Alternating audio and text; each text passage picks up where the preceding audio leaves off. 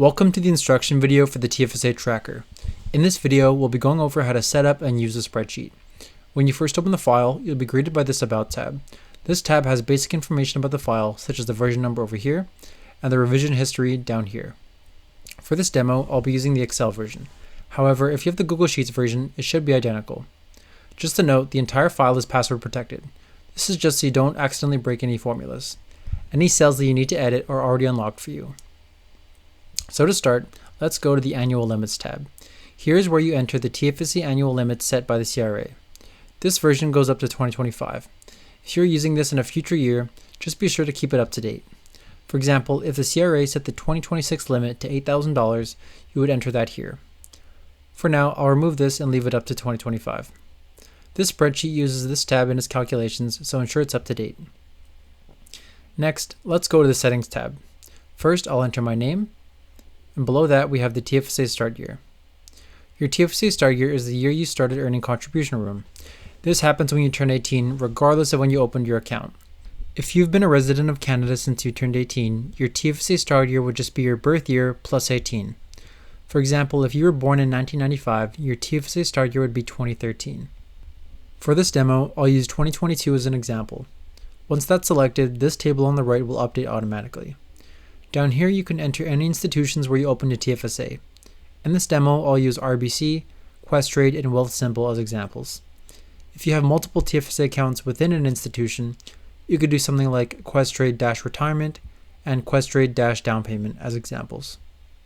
For now, I'll just leave it as institutions only, and you can enter up to 10. Now let's move over to the Transaction Log tab.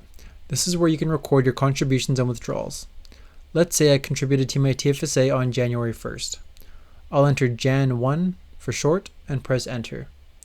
It will auto-format it this way so you don't have to enter the numbers. For type, I'll select contribution. For institution, I'll select RBC. And for amount, let's say it was $300. And for notes, I'll put example transaction. This notes column is totally optional. So that was a simple example. Now let's add more transactions to see how the spreadsheet would look more practically. Okay, so as you can see, I've added a lot more transactions. If you want to find the last entry in this table, all you have to do is click anywhere in the table and then hold down Control, Shift, down arrow. Then if you scroll down a bit, you'll see the last entry, and you can enter a new one right after this. If you want to find the top of the table, just click anywhere inside again and hold down Control, Shift, up arrow, and now you're back at the top. You can filter this table by using the filter buttons. For example, if I only want to view 2025 transactions, I can do that here. Or if I only want to view withdrawals, I can also do that here. Note that this filtering doesn't affect the charts or tables in the other tabs. It only affects this tab. Now I'll just clear these filters. Let's move over to the Dashboard tab. This is the main tab where you can view remaining contribution room and find other useful information. First, I'll select the year as 2025. Down here is the annual summary. The first line item is the annual limit. This is taken from the Annual Limits tab, so make sure it's up to date. Next is the Carry Forward room. This includes any unused contribution room from past years, and it also includes any withdrawals made from the previous year. After that is the Total Contribution Limit.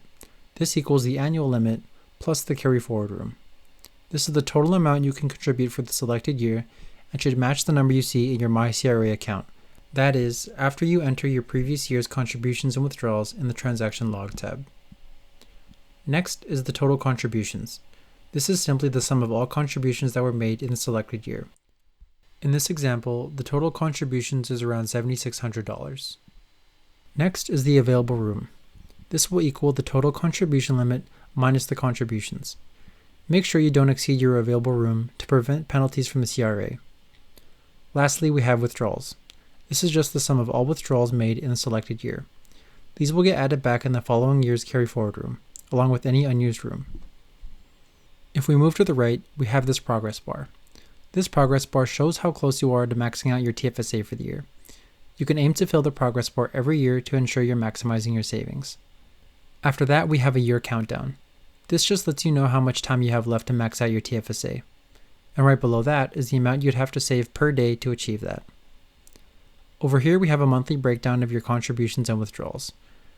And at the top you can specify which institution you want to view. For example, if I change this from all to Wealth Simple, you can see this update automatically. At the very top, you can see your lifetime contributions and withdrawals. And now if I scroll down, you can see your recent activity and a chart of your contribution growth throughout the year. Now if I scroll back up and change the year to 2023, you can see all the information update automatically. That brings us to the end of the instruction video. If you have any questions, please message us on Etsy or contact this email and we'll send you a response as soon as we can. Thank you.